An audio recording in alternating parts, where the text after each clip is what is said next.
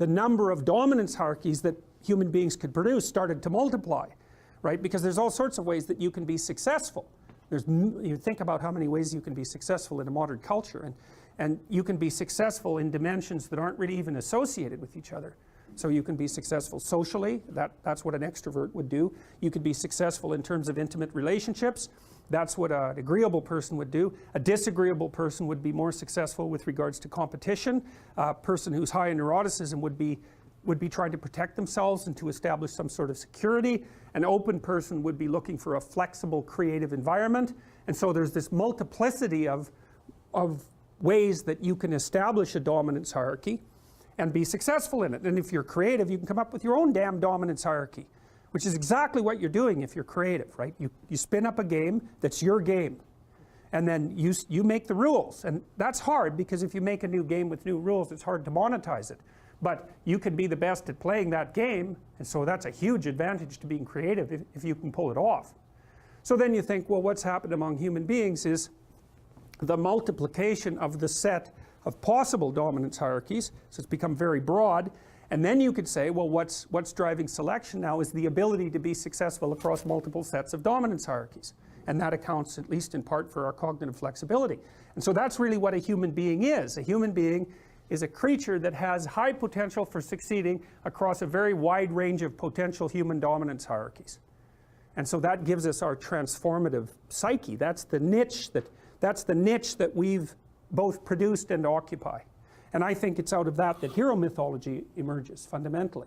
Because I think what the hero is, the mythological hero, is a representation of that part of the psyche that's particularly good at being successful across sets of dominance hierarchies.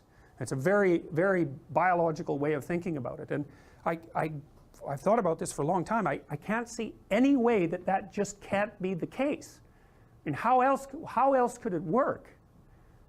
If we had a fixed behavioral pattern like beavers, you know, you're the most successful beaver if you build the best dam, it's like fine, then you know what's going to be selected for. But that isn't what people are like, and it's also why we're so multi-purpose, you know. We have hands. What's a hand for? What's the evolutionary function of a hand? Well, you can't specify that. You could say it's something like, well, a hand is useful for doing a whole bunch of different things with. Well, and mouth, tongue, same thing. What are words for? Well, it's the same thing. They're for communicating a very wide range of information. It's something like that. So we're these weird general purpose animals. You know, we're not great at any one thing, but we can swim better than most terrestrial animals. You know, we can run faster than most animals, and we can certainly run longer. Like a human being can run a horse to death over the course of a week if they're in good shape. So like we're really good at being a multi-purpose entity, like a rat, you know, they call rats weedy species because they can be anywhere. They don't have a specific niche. Like, you know, there's animals down in the Amazon that they're specialized for like one tree, you know, or one type of tree in one tiny little area. That's not what human beings like, because we're like cockroaches or rats, which is a nasty comparison, but we can go anywhere and thrive. And so being particularly good at that, being particularly good at being able to go anywhere and thrive, also seems to me to be a canonical element of the hero mythology. One of the things that happens if you're higher in serotonin, because you're more dominant, is that you're more satiated all the time. That's why people who are low in the dominance hierarchy with decreased levels of serotonin are more impulsive and also more emotionally dysregulated. They're more impulsive because, hey, you take your positive thing when you can get it. And so they're more dissatisfied. They're more looking for anything that will produce a positive outcome. And then they're also more likely to experience diffuse negative emotion, partly because their serotonin systems are lower, indicating their tenuous status in the dominance hierarchy, meaning that everything they do that's uncertain is far more dangerous. So this is also why it's very difficult often when you're trying to treat someone who's depressed, because you could say there's not much difference between being depressed and existing in the biochemical state that being at the bottom of the dominance hierarchy would produce. In fact, they're the same thing. Well, then the question is, are you depressed or are you just at the bottom of a dominance hierarchy? Because those are not like the symptomatology is very, very similar, but the cause and the cure are not the same. You know, because you might be at the bottom of a dominance hierarchy because you're just, everything about your life is ruined. So, and of course you're suffering. Are you depressed? So, no, not exactly. You just have nowhere to go. What happens is that the males obviously are selected for their ability to move up dominance hierarchies. Obviously, because the ones that are at the top of the dominance hierarchy reproduce preferentially. And so that means the male dominance hierarchy becomes a method of selection. But then allied with that is the female proclivity for choice on whatever dimension the dominance hierarchy happens to be arranged. And so then female sexual selection also becomes a radical, non-random selector of what genetic material is going to move into the next generation. And so I fail to see how any of that can be separated from the emergence of complex nervous systems and mind over the course of evolution, because creatures aren't making random choices. They're not random at all. So we even know such things like, imagine a peacock's tail, you know. It's covered with eyes, which is quite interesting because eyes, of course, attract attention. And lots of animals have evolved eye-like markings. Like moths, there's moths that when they unfold their wings, they have two big eyes on the back of them. And that's to keep birds from eating them, right? Because the birds don't like being stared at, so they stay away from the moths. But so a peacock's tail is nothing but eyes. And so it's very attractive and it shimmers. And there's something about it that's beautiful, which is quite interesting too. The females have obviously been selecting the male peacocks for beauty. They have this insane tail.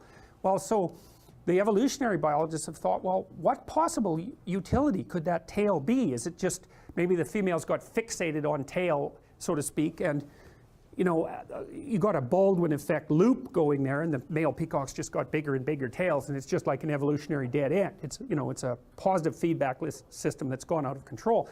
But they have done things that like look at the symmetry and breadth, say, or the symmetry and size and overall quality of the male peacock's tail as a marker for physical health. So reduced parasite load, for example. And it does turn out that the healthier male peacocks have better tail display.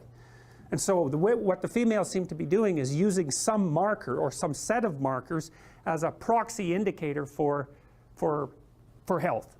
And I think you could say reasonably that female human beings do the same thing to male human beings.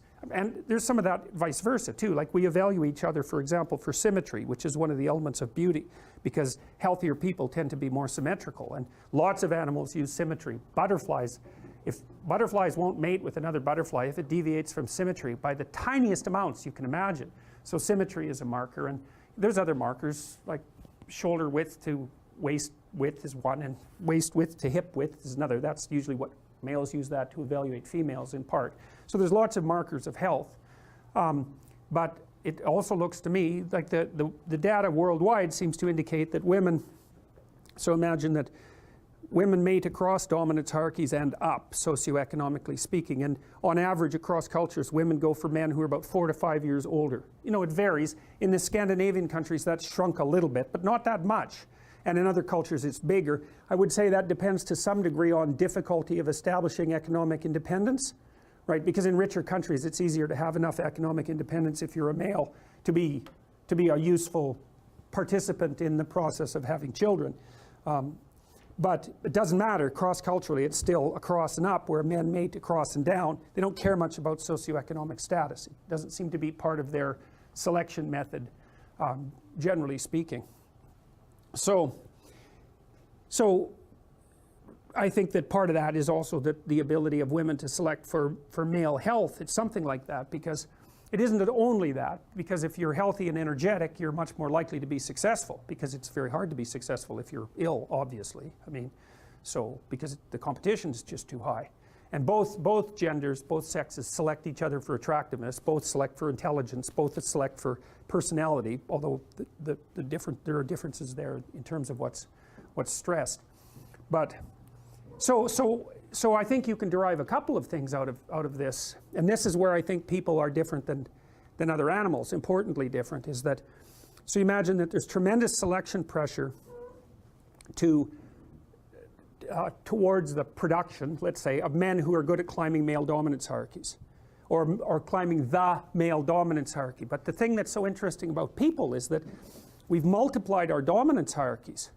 You know, if you take an animal that's got a rather static behavioral pattern, then there's a single hierarchy. Elephant seals are a good example of that. So elephant seals, the males are absolutely massive. They're way, way bigger than the females. And they basically have harems, roughly speaking.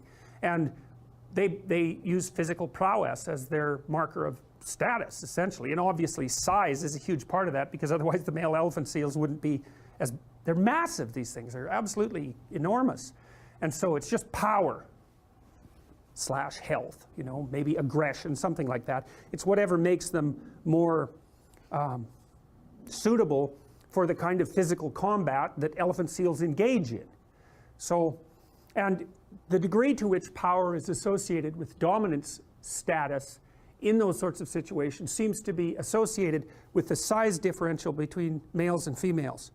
So the more power is an issue with regards to male competence, the larger the males are compared to the females, and the more likely the males are going to have a harem relationship with the females. And you see that a little bit in human beings, because men are bigger than women. They're not overwhelmingly bigger. That's sexual dimorphism. And you know, there's some men that are smaller than some women, but on average men are taller and they have more upper body strength and so forth. So there is a power element to male competition, but it's not as extended as it would be among animals, say like elephant seals. So in the elephant seal, you see maybe there's one stable set of traits that's being selected for that makes the males more likely to reproduce. But human beings, we're very weird creatures because we're so conceptually flexible. And so what seems to have happened, maybe males started selecting each other for in dominance competitions for something like cognitive flexibility and conscientiousness. It's something like that. So that would be the ability to abstractly represent the world, and then the ability to operate effectively within it, to represent yourself socially in a way, and then to carry through with that, because that enables people to trust you. So it's something like that. And so that produced cortical expansion, and then women were selecting men who were good at that, and that produced cortical expansion. And then there's an arms race between women and men with regards to intelligence. So the women kept up, or they certainly kept up with intelligence as the evolutionary cycle continued. Sexual selection is no joke. It could be the primary thing. It's certainly one of the primary things that's driven human evolution.